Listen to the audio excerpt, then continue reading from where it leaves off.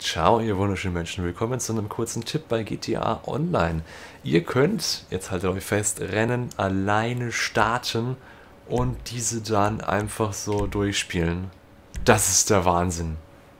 Also wenn ihr zum Beispiel bei eurem Auto, keine Ahnung, noch 10 Rennen gewinnen müsst, dann könnt ihr einfach ein Rennen auswählen und das einfach so starten und alleine durchspielen.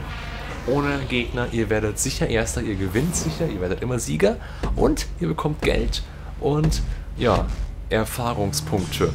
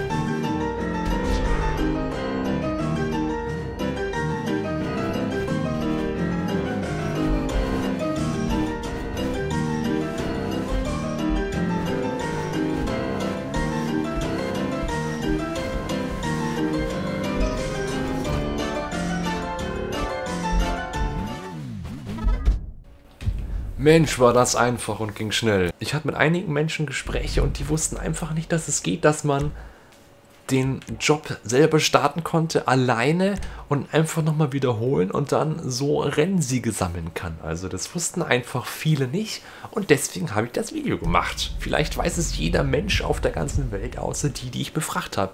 Und mich. Wenn euch Mods und Skyrim auf Steam interessieren, dann schaut euch mein Mods-Video an. Da wird alles aufgeklärt, was es zu wissen gibt.